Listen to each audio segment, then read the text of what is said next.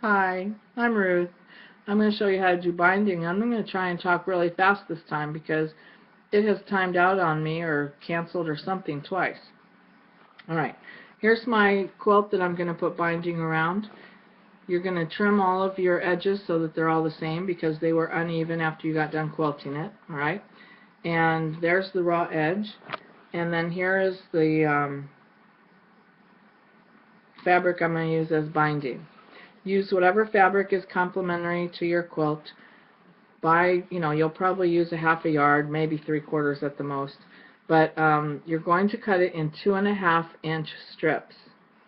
And you will not have enough strips, so you will have to join them together end to end to make it long enough. Number one, when you figure out how much you need, measure the full perimeter of your quilt all the way around. Add 4 inches to each corner. You'll see why in part 2.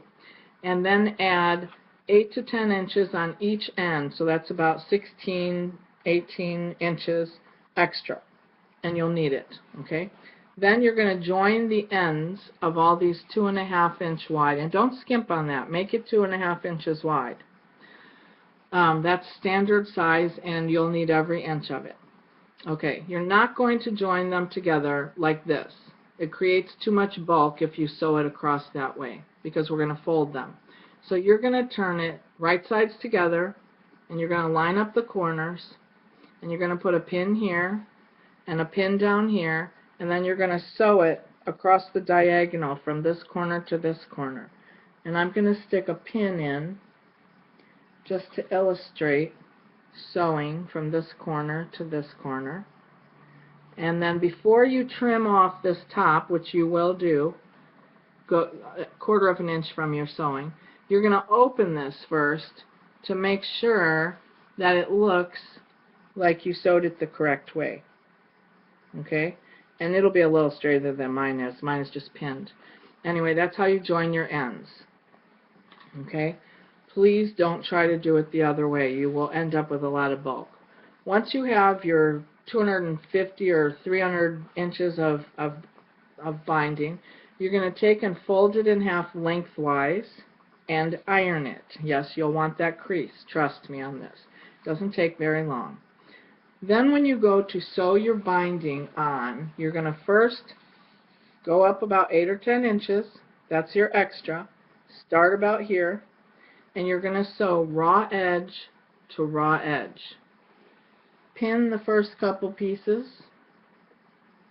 Okay, pin it however is comfortable for you.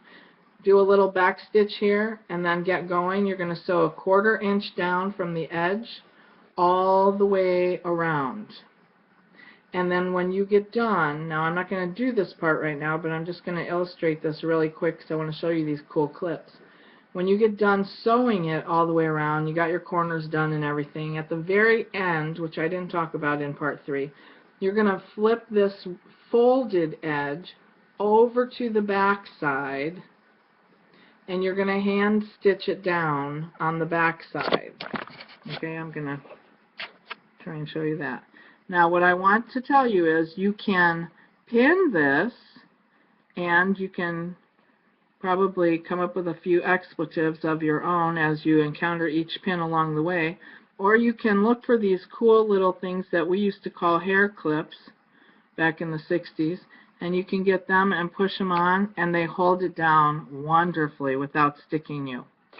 Okay, so that's what I have to share with you today, and